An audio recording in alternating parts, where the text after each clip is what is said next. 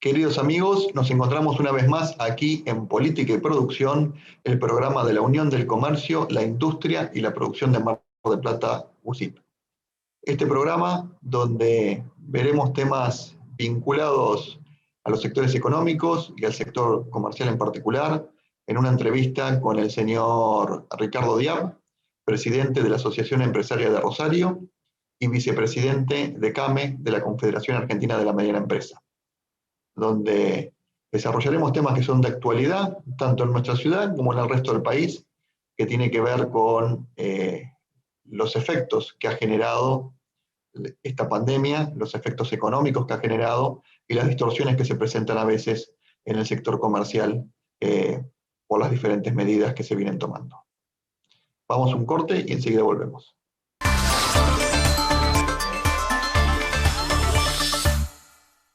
¿Sabés por qué venir a Provincia Net Pagos garpa?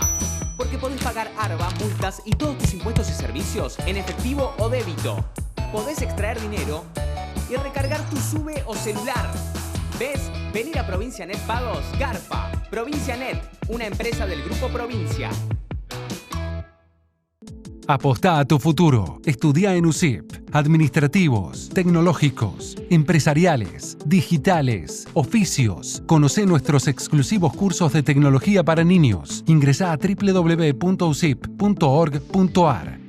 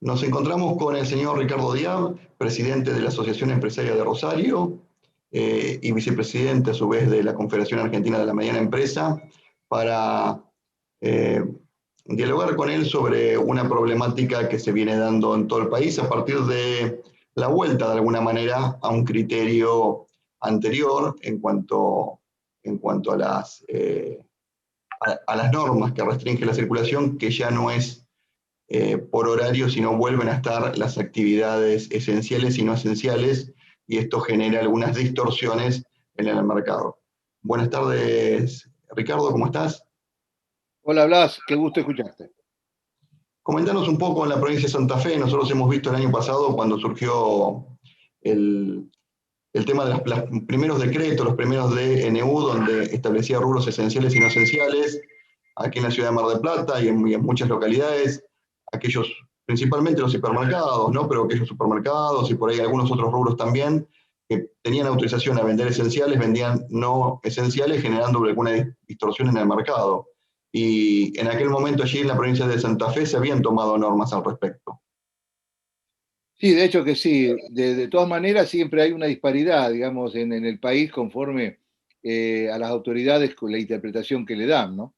Pero en aquella oportunidad era casi una novedad y nos agarró, en algunos casos fuimos aprendiendo sobre la marcha, pero fueron cosas muy evidentes.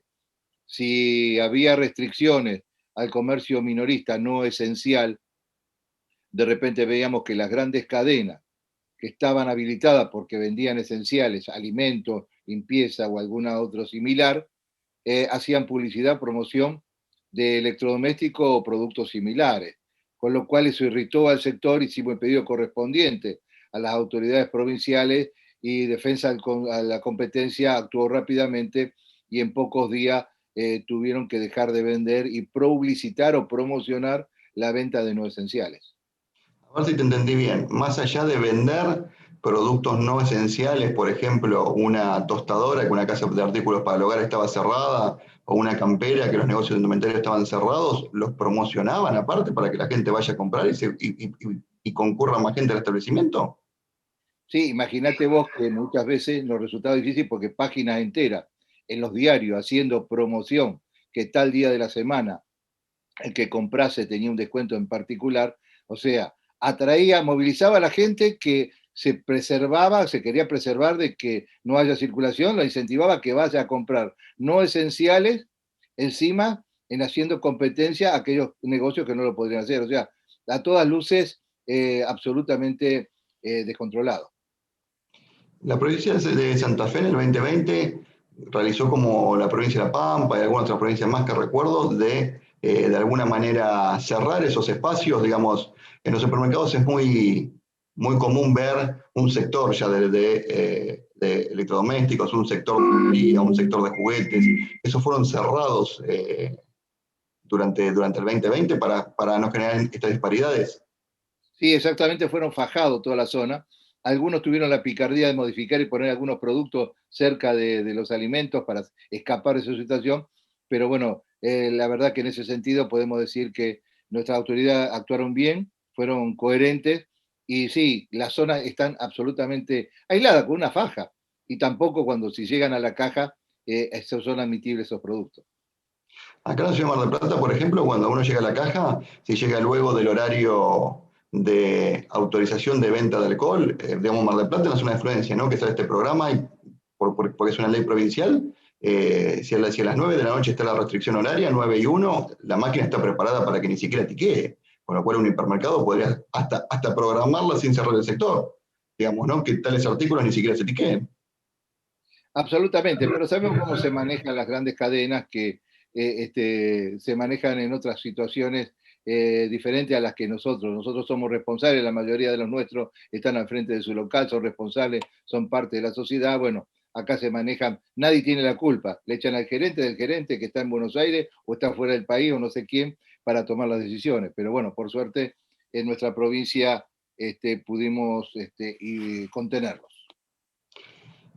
Llegó el viernes pasado este nuevo decreto y se volvió a plantear una situación similar, por lo menos aquí en la ciudad de Mar del Plata, donde muchos comerciantes, principalmente de indumentaria, de tejidos, de los rubros no esenciales más tradicionales, vieron con sorpresa incluso algunos supermercados pequeños, de cadenas generalmente internacionales, pero supermercados que incorporaron percheros al lado de los lácteos en las entradas con camperas, y esto generó, la verdad, un gran resquemor. Mientras el comercio no podía abrir o tenía que abrir solamente para entrega a domicilio o para entrega en el local por pedidos anteriores, tenían supermercados que siempre vendieron comestibles que estaban vendiendo camperas. Y esto afectaba a más de 300 comerciantes aledaños al supermercado. ¿Cómo lo han visto ustedes? De hecho, acá volvió a ocurrir lo mismo hasta que fuimos advertidos nuevamente. Sigue la misma sintonía. O sea, ¿qué significa?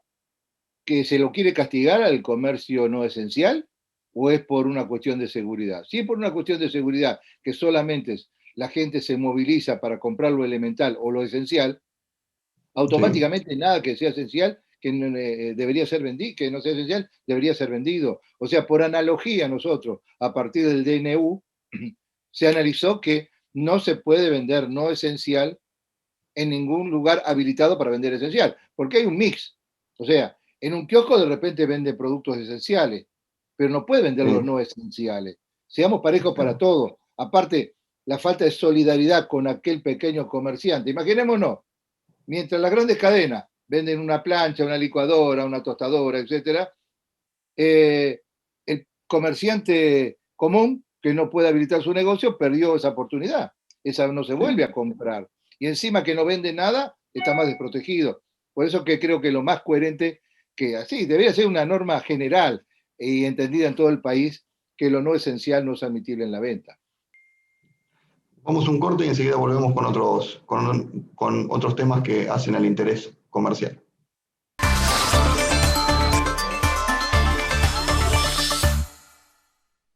Apostá a tu futuro. Estudia en USIP. Administrativos, tecnológicos, empresariales, digitales, oficios. Conocé nuestros exclusivos cursos de tecnología para niños. Ingresá a www.usip.org.ar. ¿Sabés por qué venir a Provincia Net Pagos? ¿Garpa? Porque podés pagar ARBA, multas y todos tus impuestos y servicios en efectivo o débito. Podés extraer dinero y recargar tu SUBE o celular. ¿Ves? Venir a Provincia Net Pagos, Garpa. Provincia Net, una empresa del Grupo Provincia.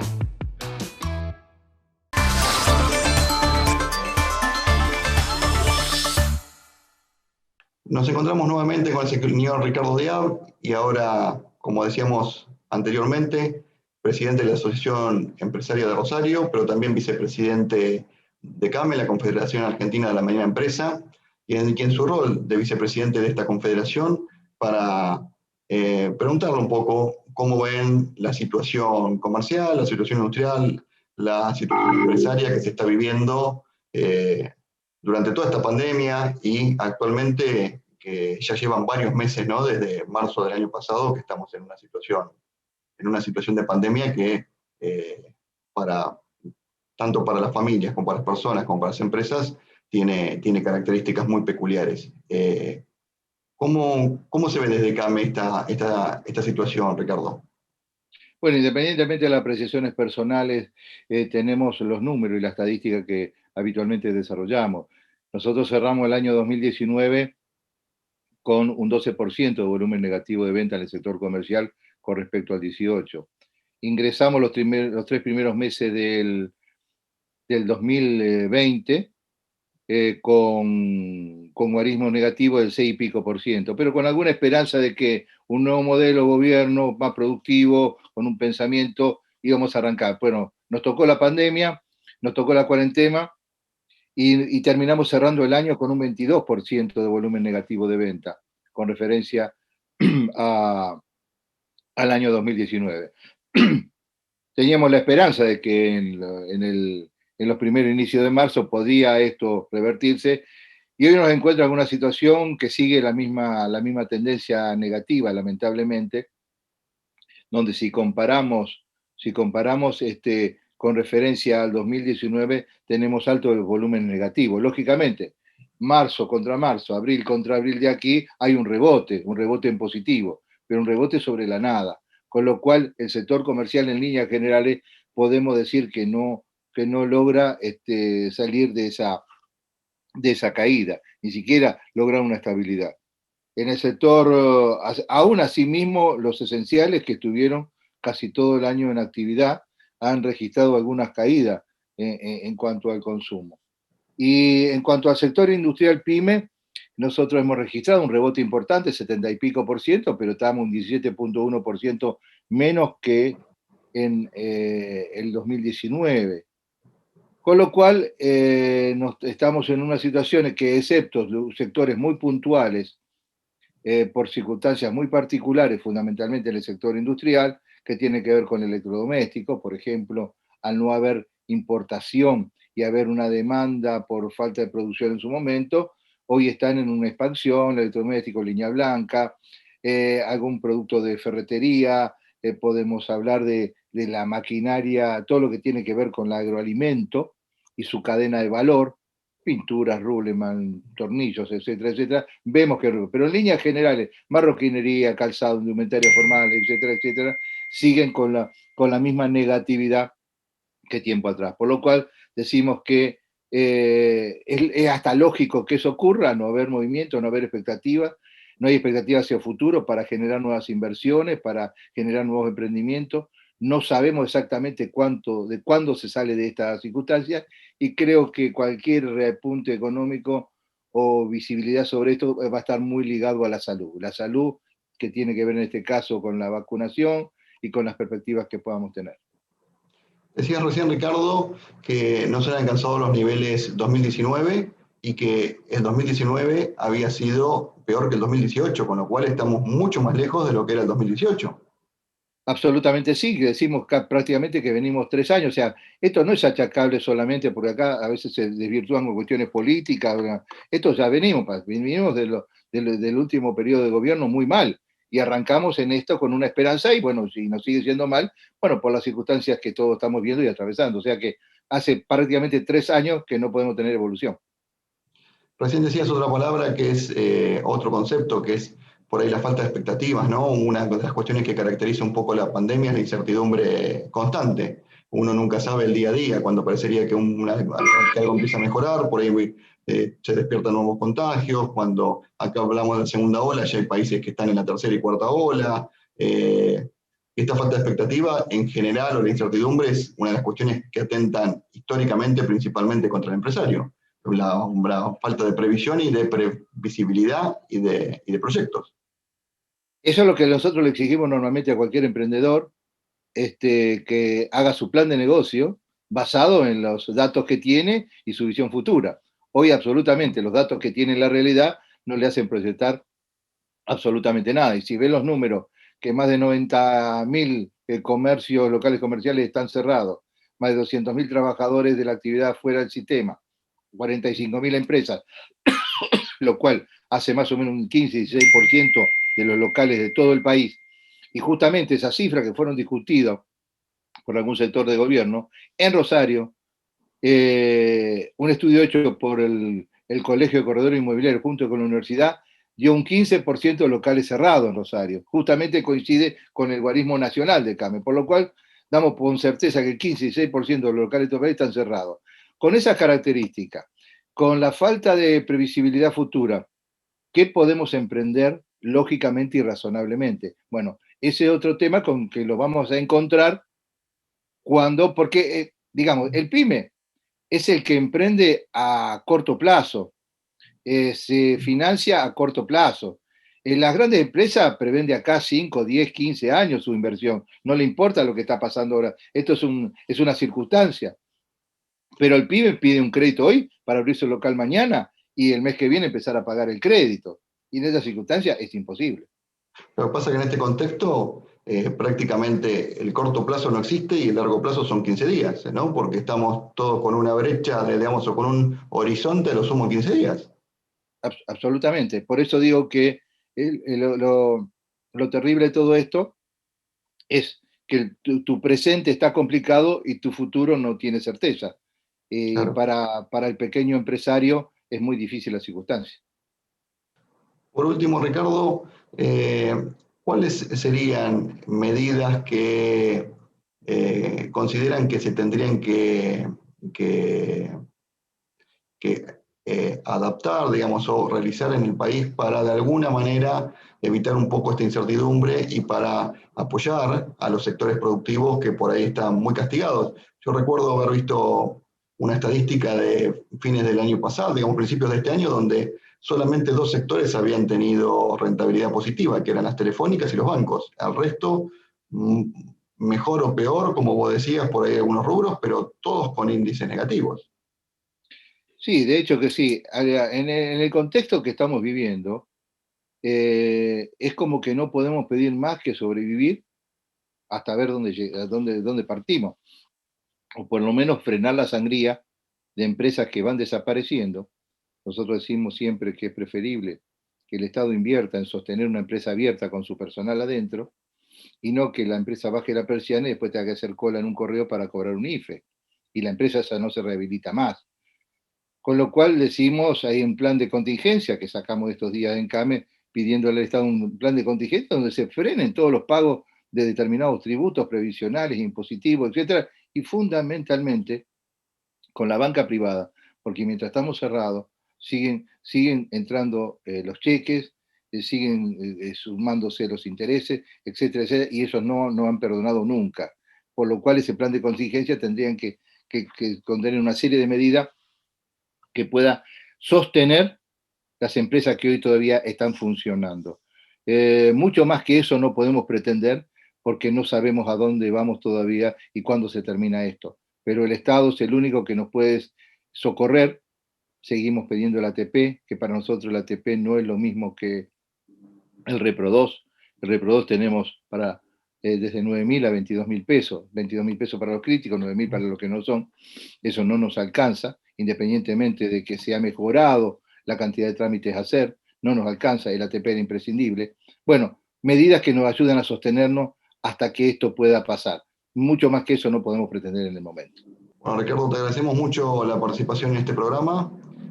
Ha sido muy instructivo los dos temas que hemos tocado, lo de la venta esencial y no esencial, y lo de la situación empresaria en este momento en Argentina. Gracias a vos por convocarnos. Fuerte abrazo y saludo a toda la gente de Mar del Plata. Sé que dirigís una institución a la que le tenemos mucho afecto, mucho amor y tiene mucho prestigio. Gracias. Buenos días. Muchas gracias.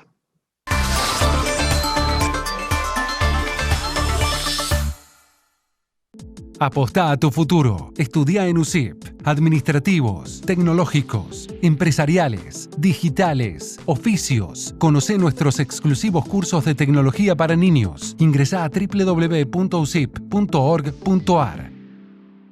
¿Sabés por qué venir a Provincia Net Pagos, Garpa? Porque podés pagar ARBA, multas y todos tus impuestos y servicios en efectivo o débito. Podés extraer dinero y recargar tu SUBE o celular. ¿Ves? Venir a Provincia Net Pagos, Garpa. Provincia Net, una empresa del Grupo Provincia.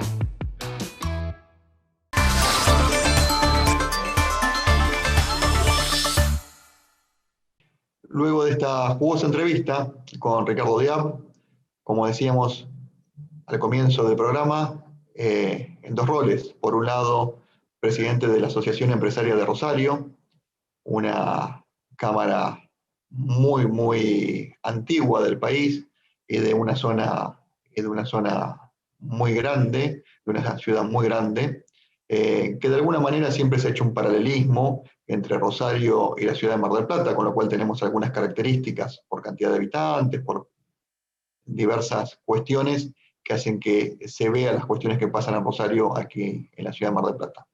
Y vimos cómo ellos han, de alguna manera, abarcado este tema de las competencias desleales que se presentan en estas situaciones de pandemia entre aquellos rubros que, amparados muchas veces en algunas normas o en las zonas grises de las normas o en la correcta interpretación de las normas, generan una distorsión y una deslealtad comercial en el mercado, vendiendo productos en sus comercios abiertos, con circulación de gente y con gran aglomeración de gente en muchos casos, mientras los pequeños comercios tienen que estar cerrados o semicerrados con una atención disminuida a lo que era su venta habitual.